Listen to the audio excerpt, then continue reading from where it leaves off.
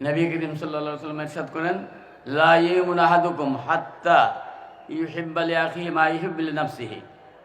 মানুষ যেই বিষয়গুলো, যেই কাজগুলো নিজের জন্য ভালো মনে করে, ওইটা মুসলমান ভাইকে ওই পরামর্শ না দিলে সে পরিপূর্ণ মুসলমান না, সে তার ঈমান কামেল না।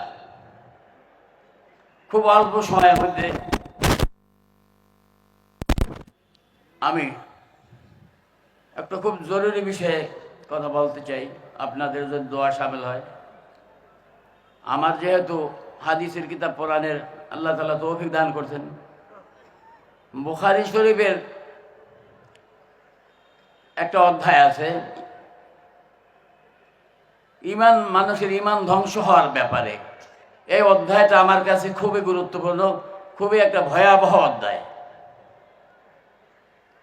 তো এই বিষয়ে আমি অনেক এই অধ্যায়টার উপরে আমার বেশি কথা বলতে মনে চায়, আর নিজের কাছে অধ্যায়টা খুব ভয়াবহ একটা অধ্যায় বলে মনে হয়।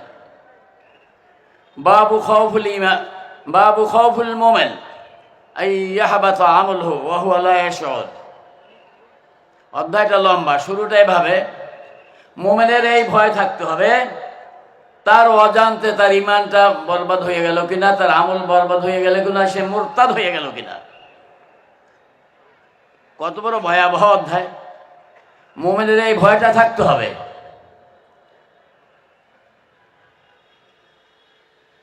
এই অধ্যায়ের ভিতরে হাসান বসরির একটা কথা, ক্বাল আল হাসান আল বসরি রাহিমাহুল্লাহ, মা খাফাহু ইল্লা মুমিন।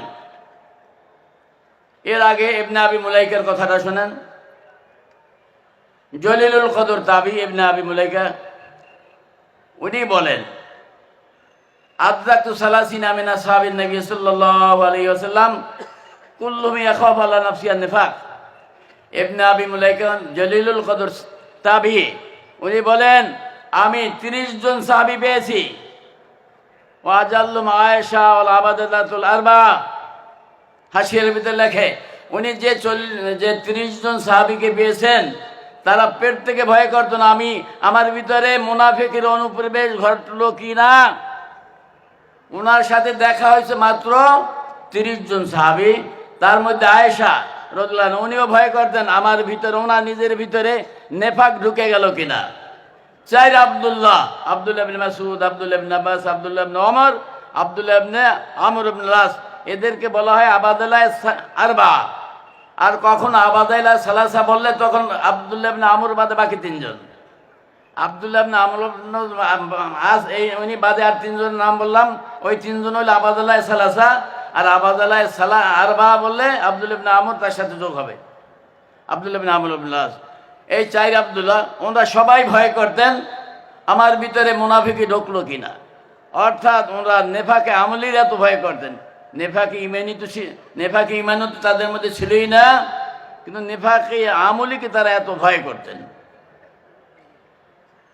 তো এই প্রসঙ্গে হাসান বসরি, আল্লাহু আকবার, কত বড় জলিলুল কদর মুহাদ্দিস এবং জলিলুল কদর, আল্লাহু আকবার, একজন ফকিহ এবং তরিকতের লাইনে তো মাদারের, এই সুলুকের লাইনের মাদার উনি। তো উনি বলতেছেন কি, মা খাফাহু ইল্লা মুমিন ওয়া মা আমিনাহু ইল্লা মুনাফিক। যদি কোনো মানুষ নিজেকে নিরাপদ মনে করে আমার ভিতরে কোনো মুনাফিকি নেই, ওই লোকটা আসলেই মুনাফিক। ভাই আবার বলি, হাসান বসরি বলতেছেন, যদি কোনো মুসলমান মনে করে আমার মধ্যে কোনো মুনাফিকি নেই, ওই লোকটা আসলেই মুনাফিক। যদি কোনো বান্দা ভয় করে, মুফতি শাবক, মাওলানা শাবক, মুহাদ্দিস শাবক, পীর শাবক, তার ভিতরে যদি ভয় থাকে আমার ভিতরে মুনাফিকি ঢুকলো কিনা, আল্লাহ মাফ করেন, মুনাফিকি থেকে পানা চাই। এই হালাত, এই সিফাত যার ভিতরে আছে, এই লোকটা মুসলমান, এই লোকটা মুমিন। এই ভয় না থাকলে তার সে মুনাফিক। এই কথাটা কার ভাই, কার ব্যাপারে? আমরা তো কথায় কথায় অন্যকে বলি তুই একটা মুনাফিক। কি বলি ভাই? অন্যকে কি বলি? তুই একটা। এখন থেকে তওবা করে, আমি করছি তওবা, বারবার করতেছি, এখনো করতেছি। আপনাদেরকে আহ্বান করবো এই ব্যাপারে আমরা কাউকে মুনাফিক, মুসলমানকে মুনাফিক না বলি। বরং আল্লাহ রসুল সাল্লাল্লাহু আলাইহি সাল্লাম তো নিজে দোয়া সব ধরনের ভালাই আল্লাহ তাআলার কাছে চাইতেন। এমন কোন ভালাই কল্যাণ নাই যা উনি আল্লাহ তাআলার কাছে চান নাই, এমন কোন অকল্যাণ নাই যার থেকে উনি পানা চান নাই। তো উনি তো সরাসরি দোয়া করতেন, আল্লাহুম্মা ইন্নী আউযু বিকা মিনান নিফাক ওয়াশ শিকাক ওয়া সুইল আখলাক। ভাই মুখস্থ করে ফেলায়, আল্লাহুম্মা ইন্নী আউযু বিকা মিনান নিফাক ওয়াশ শিকাক ওয়া সুইল আখলাক। আল্লাহ রাসূলের এই দোয়া কমপক্ষে এই দোয়াটা মুখস্থ করে নেই। তো ইমাম বুখারী যে একটা বাব বললেন, মুমিনের এই ভয় থাকতে হবে যে তার অজান্তে তার ঈমান বরবাদ হয়ে গেল নাকি। এ ব্যাপারে আমি অনুরোধ করব, এখানে আছে, এখানে আপনার এই রাস্তার পূর্ব পশ্চিম পাশে দক্ষিণ দিকে একটা লাইব্রেরির মতো বসে রাস্তায়, ওখানে ঈমান ভঙ্গের কারণ একটা ছোট্ট একটা বই আছে। আমি অনুরোধ করব এই কিতাবটা সংগ্রহ করার জন্য। ঈমান ভঙ্গের কারণ, মানুষের কথায় কথায় ঈমান ভেঙে যায়। উসুলে মানে নকজুল ঈমান, ঈমান ভঙ্গের কারণগুলো কি কি আমরা এগুলো বিভিন্ন কিতাবে পড়তে চেষ্টা করি। আপনাদের কাছে আপাতত এই কিতাবটা কাছে আছে বাংলায়, ঈমান ভঙ্গের কারণ সমূহ এই রাস্তার ওপাশে পাওয়া যাবে, রাস্তার এই দক্ষিণ দিকে পশ্চিম পাশে পাওয়া যাবে। অল্প সময়ের মধ্যে কথা বলা যাবে না।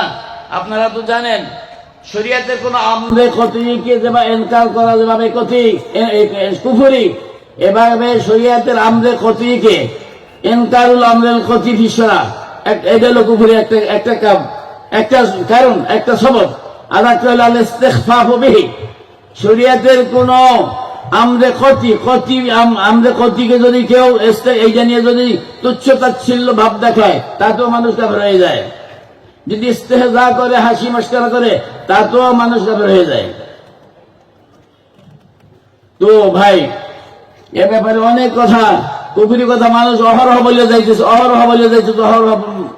যাইতেছে, এই জন্য ঈমান ভঙ্গের কারণগুলো ছোট ছোট বই আকারে লেখা হইলো মানুষের ঘরে ঘরে পৌঁছে যাওয়া উচিত। আমার তো ভয় লাগে, মাজালিসুল আবরার, বিখ্যাত মাজালিসুল আবরার, যে কিতাবটা মুফতি আজম ফয়জুল্লাহ রাহমাতুল্লাহ আলাইহি অত্যন্ত খোরাক ছিল, ওনার মানে রুহের খোরাক ছিল। উনি এই কিতাবের বেশি হাওয়ালা দিতেন, এই কিতাবের বায়ান মুজাদ্দিদ আল-বিসানির মাকতুবাতের হাওয়ালা বেশি দিতেন। উনি এই দুই কিতাবের বড় ভক্ত ছিলেন। আমাদের উস্তাদ শেখ মুফতি আজম মুফতি ফয়জুল্লাহ নওয়ারাল্লাহু মারকাদাহু। তো এই মাজালিসুল আবরারের ভিতরে উসুলে কুফরের মধ্যে একটা আছে রিজা বিল কুফর, কুফরের সাথে রাজি হওয়া কুফরি, কুফরির সাথে রাজি হওয়া। আমি আশ্চর্য, আল্লাহু আকবার। বলেন কোন বক্তার কাছে যদি কোন অমুসলিম আসিয়া বলে, হুজুর আমাকে মুসলমানি শিক্ষা দেন, আমি মুসলমান হইতে চাই, অর্থাৎ কালেমা পড়ান আমাদের ভাষায়। বক্তা সাহেব বলল, একটু কিছুদিন অপেক্ষা করো, একটু পরে আসো। উনি বললেন এই বক্তা ঈমান চলে গেল, সে কাফের হয়ে গেল। মাজালিসুল আবরারের ভিতরেও দেখলাম, আর এই ফতুয়া মালাবুদ্দা শেষে যে ফতুয়া, কি নাম এটার নাম হলো না, ফতুয়া বোরহানি না, হ্যাঁ ফতুয়া বোরহানি, এর ভিতরে একই কথা বলে ওই বক্তা সাহেবের ঈমান গেল কেন?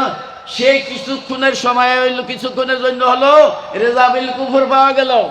ওই লোকটাকে কুফরের উপর সাইডে দিতে রাজি হইল, এবার বলল তুমি পরে আইসো। ভাই সবাই বুঝছেন মাসলাটা, বুঝছেন? এখানে কিছুক্ষণের জন্য রেজা বিল, ওই লোকটাকে কিছুদিনের জন্য, কিছু সময়ের জন্য কুফরের উপর সে সাইডে দিল, রেজা বিল কুফর পাওয়া গেছে। এই জন্য ওই বক্তা সাহেবের, ওই মাওলানা সাহেবের ঈমান চলে গেছে, নতুন করে তাজদীদ ঈমান করতে হবে।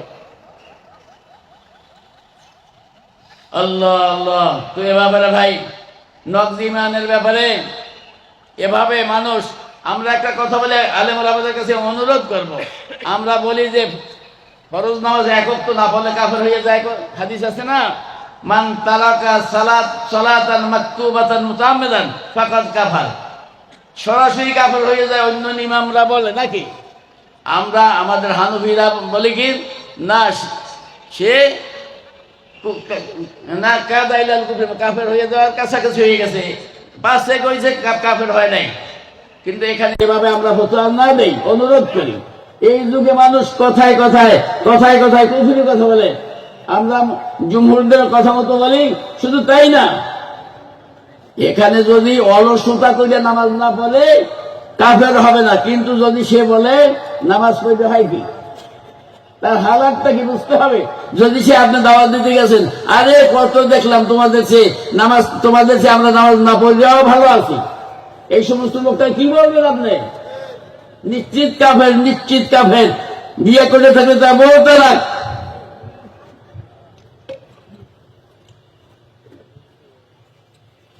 এভাবে মানুষের অভাব আছে। দাওয়াত দিতে গেলে বলে তোমার সে তোমরা নামাজ পড়ে যা আসো তার চেয়ে আমরা না পড়লেও ভালো আছি, আর হুজুর খাইয়ে দেয় কাম নাই, নামাজ পড়ো নামাজ পড়ো। এভাবে যদি কথা বলে, এভাবে যদি কথা, এনকার না, এটা ইস্তেগফার না, আর ইস্তেগফার দিন না, ইস্তেগফার পাওয়া গেল কিনা? হ্যাঁ, আচ্ছা আচ্ছা,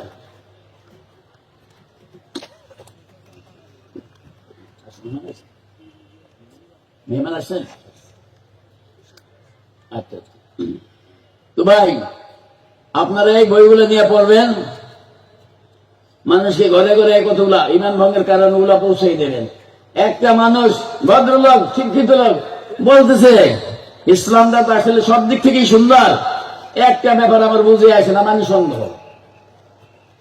আশাক আত্মারাদ্দুদ খিলাফাতুল কতি, এটা উসুলের মধ্যে একটা। অনেকগুলো উসুল আছে, আমাদের কতির ভিতরে যেখানে কোন ইমামের মতভেদ নাই, এই সমস্ত বিষয়ে যদি তারাদ্দুদ পেশ করে, শক পেশ করে, সেও কি, সেও কাফের। আরে ভদ্রলোক শিক্ষিত লোক বলতেছে, তো আমার বুঝে আসে না, ভাইকে দিল দ্বিগুণ, বোনকে দিল তো অর্ধেক, এটা কি সাম্যতা বজায় রইল না? নাউজুবিল্লাহ, নাউজুবিল্লাহ, নাউজুবিল্লাহ। আল্লাহকে সে জালেম বলল, আল্লাহ ইনসাফ করে না, ইনসাফ হয় না, আল্লাহকে সে বেইনসাফ বললো। তারপর ইমান থাকতে পারে? অসম্ভব। যদি বলে পর্দায় যুগে চলে না, জাহিলিয়াতের যুগে বলে অনেক মানুষ, অনেক মুসলমানের সন্তান শিক্ষিত লোক, জেনারেল লাইনে শিক্ষিত লোকরা বলে ওটা এই যুগের না, ওটা জাহিলিয়াতের যুগের জন্য। থাকবে ইমান। পর্দার ব্যাপারে কতগুলো আয়াত, সূরা আহজাবের ভিতরে, সূরা নূরের ভিতরে কতগুলো আয়াত হাফেজ আপনারা বলতে পারবেন? দেখেন, আপনারা খুলে দেখেন কতগুলো আয়াত কি সব স্বীকার করলো। যদি বলে পর্দা তো পর্দা পর্দা পর্দা পর্দা, এই পর্দা পর্দা বললে হুজুরেরা উন্নতির পথে বাধা, এই পর্দাই উন্নতির পথে বাধা। থাকবে ইমান, থাকবে ইমান। এই কুফরি কথাগুলো আমরা আলোচনা বেশি করবো, বেশি বেশি করবো ইনশাআল্লাহ তাআলা। অনুরোধ আপনাদের কাছে, অনুরোধ। আর একটা বিষয় আমি অনুরোধ করবো, আমাদের দেশের মানুষ মনে করে তালাক তিনটেই দিতে হয়, যা তুই এক তালাক দুই তালাক, এক করে দিলাম তিন তালাক। এ ব্যাপারে একটা বই এখানে আছে মার্কেটে, তালাকের কারণে অভিশপ্ত সংসার, এই তার ছোট্ট একটা বই আছে, এটা আপনি অবশ্যই কিনে নেবেন। এই বইগুলা আমি অনুরোধ করবো প্রত্যেককে ইমামের হাতে বসে দেওয়া দরকার। কমাস কম এতটুকু জানুক, তাদেরকে বলেন এই কথা, ইমাম সাহেব আলেম ওলামারা বলেন, যখনই কথা বলেন সুযোগ হয়, দেখো সাবধান, এক তালাক দেওয়ার পরে বউকে রাখার সুবর্ণ সুযোগ থাকে, দুই তালাক দেওয়ার পরে বউ রাখার সুবর্ণ সুযোগ থাকে, তিন তালাক দেওয়ার পরে রাখার কোনো সুযোগ থাকে না। এতটুকু তাদের যেখানে আমরা দিতে চেষ্টা করি। লাহাজা এই বাংলাদেশে লক্ষ লক্ষ পরিবার আছে তিন তালাক দেওয়া বউ ঘরে। খবর নেন, খবর নেন।